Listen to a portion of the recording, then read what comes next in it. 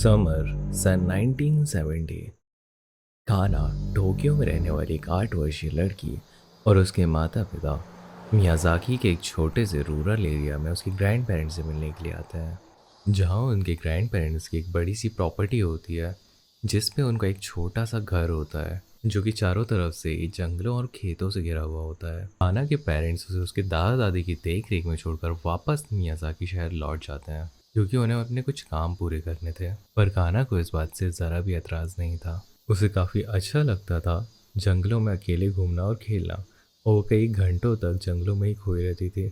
और ये बस दूसरा दिन था जब काना के पेरेंट्स उसे यहाँ पर छोड़कर गए थे, और काना का फर्स्ट अनफॉर्चुनेट इनकाउंटर होता है हाची साकुसामा के साथ, द 8 फुट टॉल लेडी। काना जब जंगल के किनारे अपने साथ वापस ले जाने के लिए कुछ खास पत्थरों को ढूंढ रही थी, तभी उसे उसके पीछे से एक डिस्टर्बिंग साउंड सुनाई देता है। ओ, ओ, ओ, ओ, ओ। उसे एक डीप मैस्कुलिन वॉइस में विस्पर करने की आवाज़ आती है, और जब वो इस आवाज़ का पता लगाने के लिए पीछे पलट कर देखती है, वो डर से एक ही जगह पर जम जाती है। वो अपने सामने देखती है एक ह्यूज लेडी को, जिसने सारे वाइट कपड़े पहन रखे थे और बाल कौओं की तरह काले थे। चेहरा एकदम ठंडा और पेल ग्रे, जिस पे एक अनसेटलिंग सी स्माइल थी, और सर पर एक बड़ी सी हैट जिसकी परछाई उसके 8 फीट बड़े फ्रेम को ढक रही थी।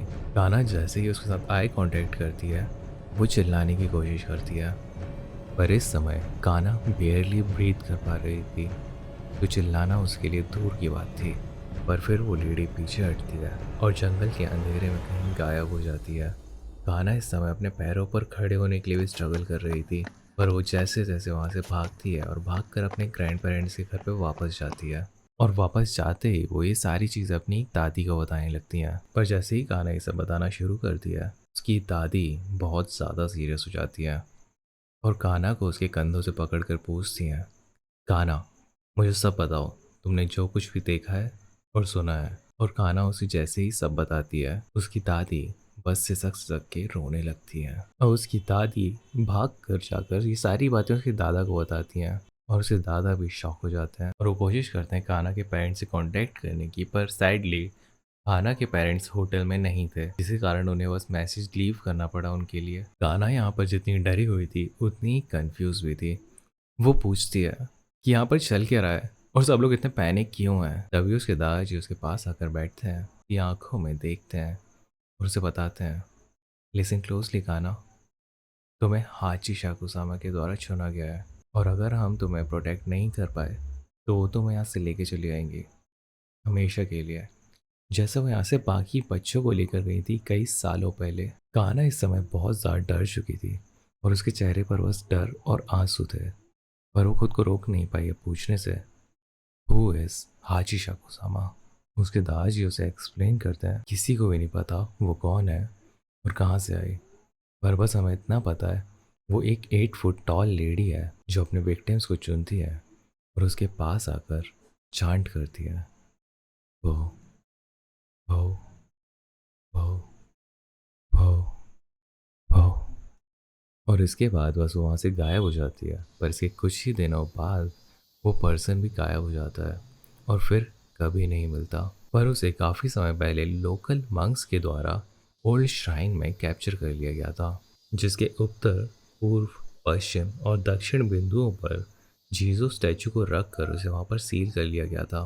पर शायद अब हाची शाकुसामा समहाउ वहाँ से निकल चुके हैं। अब काना को यहाँ पर घर के सबसे सुरक्षित कमरे में लेकर जाया जाता है, जहाँ के सारे खिड़की दरवाजे बंद कर लिए जाते हैं, और कमरे के कोने पर बोल में प्योर सोल्ट को रख दिया जाता है। काना की दादी उसे अंदर बताती है, काना, चाहे कुछ भी हो जाए इस रूम से बाहर मत निकलना, चाहे कुछ भी हो जाए। काना पूछती है, क्या कभी नहीं?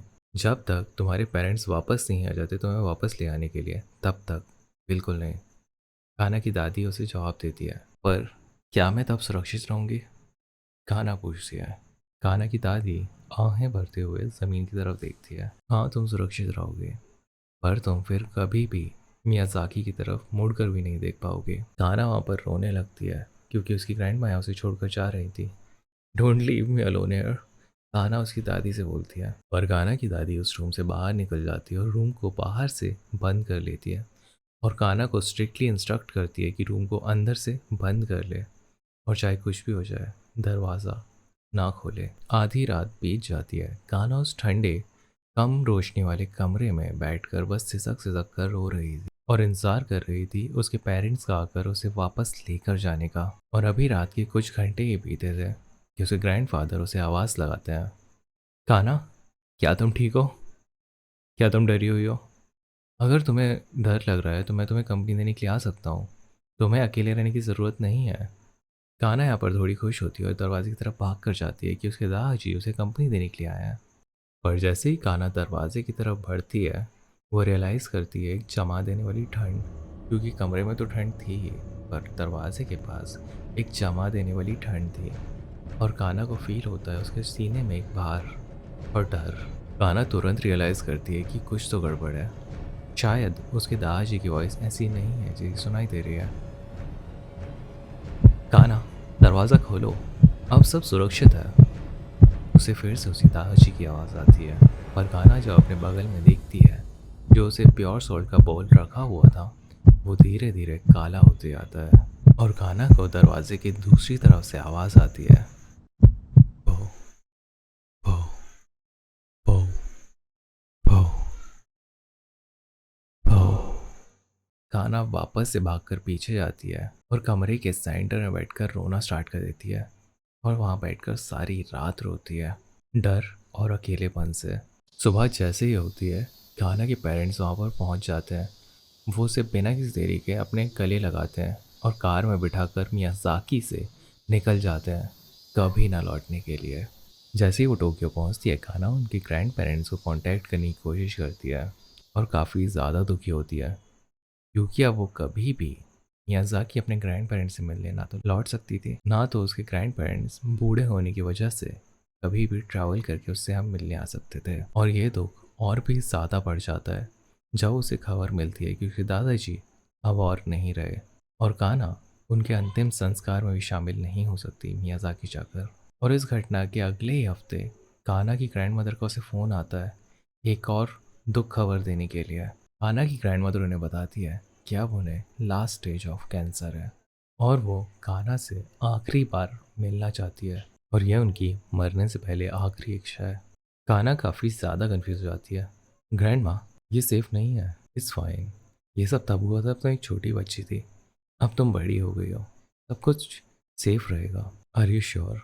काना पूछती है। Yes, I am sure. Kana की दादी का ये रिप्लाई एक बोन चिलिंग साउंड के साथ आता है।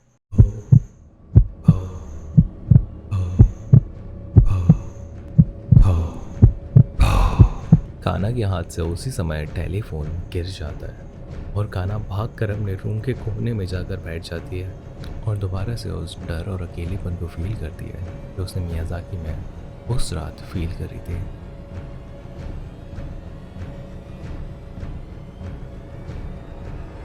Well, so that's it for today's video. This is Japanese urban legend जो कि मैंने कवर किया है अभी जस्ट अभी, and this is inspired by nightmare tales. और आप लोग चाहते हैं कि आप लोग मतलब मैं किसी भी तरह की और स्टोरी इंडियन या किसी भी कंट्री की कवर करूं, तो आप लोग मुझे कमेंट सेक्शन में बता सकते हैं। Thank you so much for watching.